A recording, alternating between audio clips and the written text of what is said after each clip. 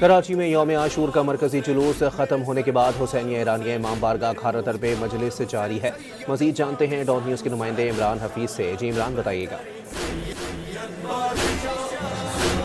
जी, यौम आशूर का मरकजी जुलूस सख्त सिक्योरिटी हिसार के अंदर अपनी मंजिल मखसूस हुसैनिया ईरानिया इमाम बारगाह के अंदर मुकम्मल तौर पर जो है वो इख्तिताम पजीर हो गया है। इस वक्त यहाँ पर जो है मजलिस का जो है वो जारी है।